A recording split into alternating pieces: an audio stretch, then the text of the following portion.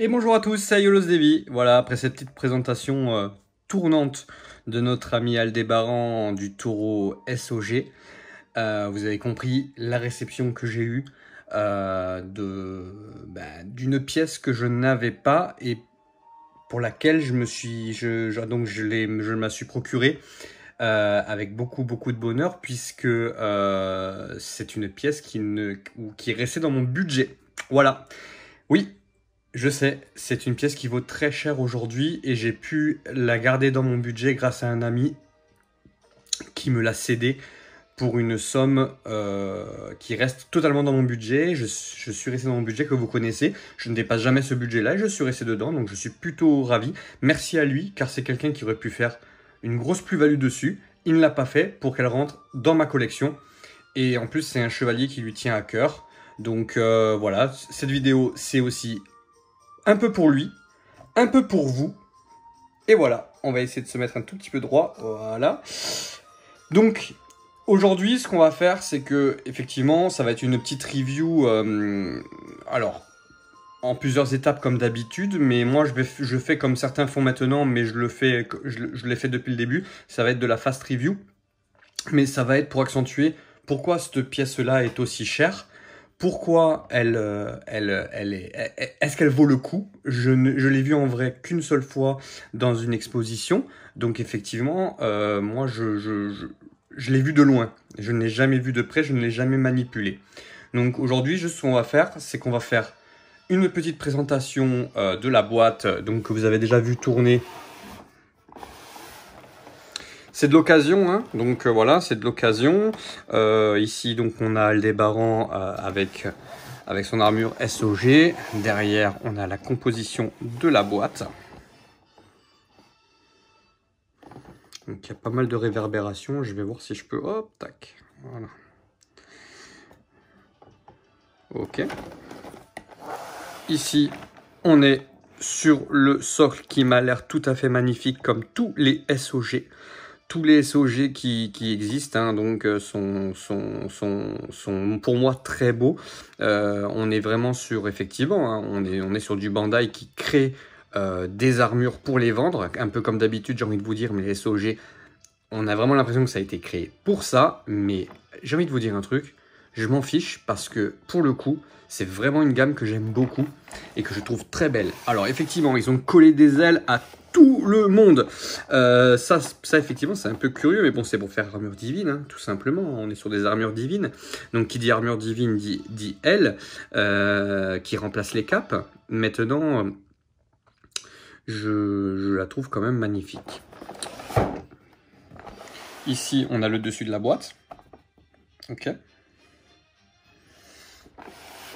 Et on va regarder en direct ce qu'il y a dedans. Je vais un peu dézoomer si je peux. Voilà.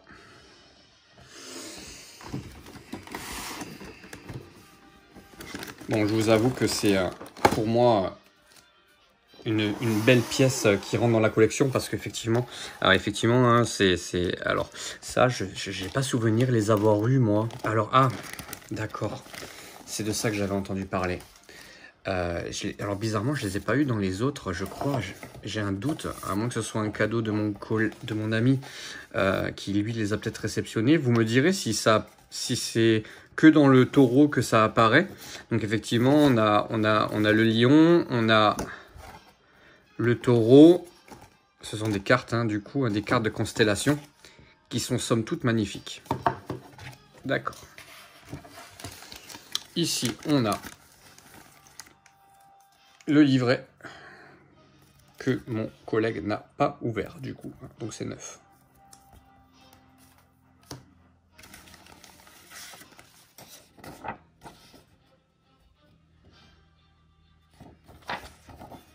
Ok. Donc c'est plutôt pas mal. Il y a du bonus dedans. Aujourd'hui, cette misclose tourne aux alentours de...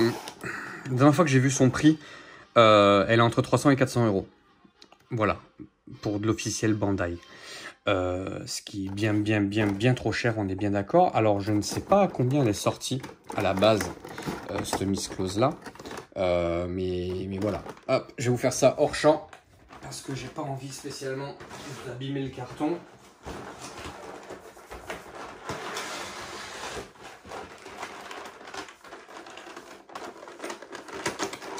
voici, hop, les blisters.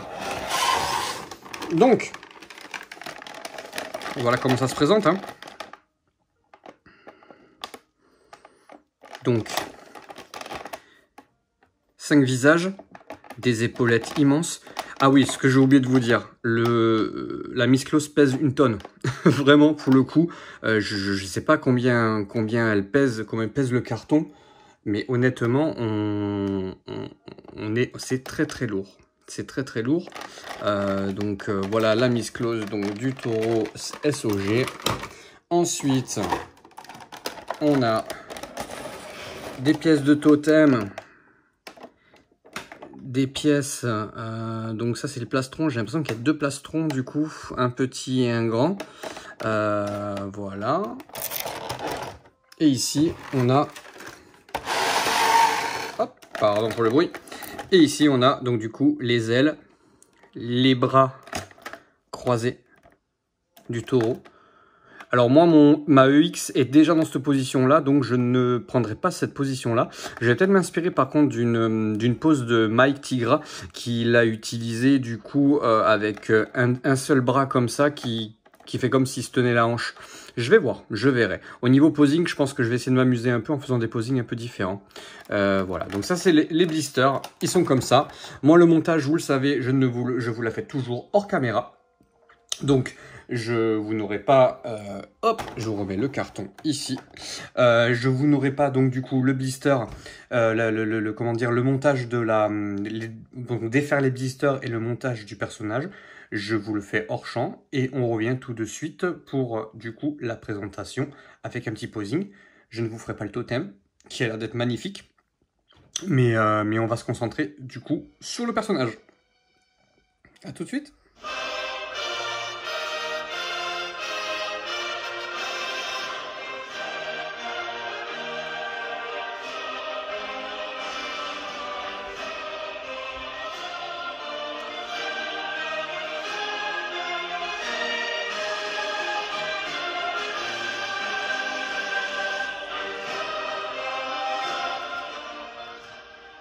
Et voilà le montage. Donc, c'est une très très belle figurine que nous avons là, que ce taureau SOG. Le montage s'est passé sans aucun problème, mais quand même. Alors, je m'explique. Comme j'ai pu partager sur Facebook, je me suis rendu compte que les épaules étaient quand même assez lourdes et assez costaud. Donc effectivement, comme on peut voir, tout ce qui est ailes, donc vous voyez ici hein, les ailes qui sont derrière, comme dirait The CNS, on ne sait pas trop à quoi ça correspond pour le taureau, c'est vrai, mais moi je trouve ça plutôt sympa, plutôt joli. Donc honnêtement, ça ne dérange pas, et puis les SOG, pour moi, c'est vraiment quelque chose qui est hors concours, on va dire que c'est hors, voilà, c'était vraiment pour faire de la belle figurine, et ils ont réussi quand même à faire de la belle figurine. Donc, ce qu'on peut voir juste, c'est que moi j'ai eu un petit souci. Et ce petit souci, je vais vous le montrer tout de suite.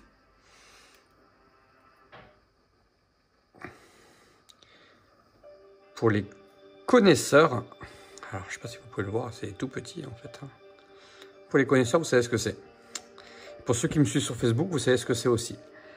J'ai les 2 épaulettes, les attaches épaulettes, qui ont donc lâché quand je les ai mis. Et pourtant, je fais bien attention.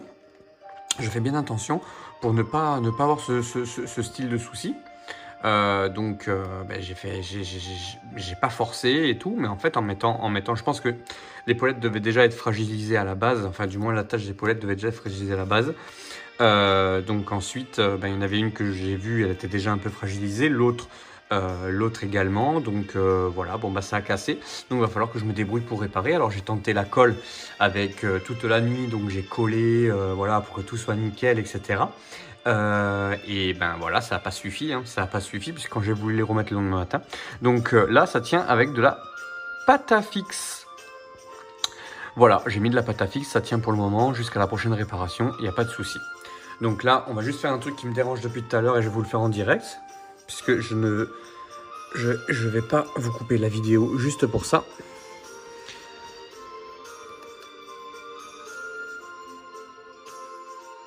Hop. Voilà. Et on est reparti. Donc c'est une très belle figurine. Ça, il n'y a pas de doute. Les SOG, on aime ou on déteste. Il n'y a pas de juste milieu. C'est où on aime ou on adore. Moi, enfin, où on aime ou on n'aime pas. Moi, j'adore. Je suis vraiment, vraiment fan de cette gamme-là. La seule qui m'a posé souci, c'est celle du Verseau. Où le totem est magnifique, mais en fait sur figurine les espèces de rubans derrière me plaisaient pas du tout, donc je l'ai revendu. Je ne l'ai pas gardé celle-ci. Maintenant avec je regrette pas parce qu'il me manquait de la place, hein. Donc aucun regret. Voilà, je suis resté sur un posage. Alors, je suis resté sur un posing classique. Pourquoi? Déjà parce qu'au niveau posing, on peut pas faire énormément de choses. Vous savez que je suis pas le roi du posing, mais là pour le coup, pour celle-ci, on peut pas faire énormément. Alors j'avais une idée.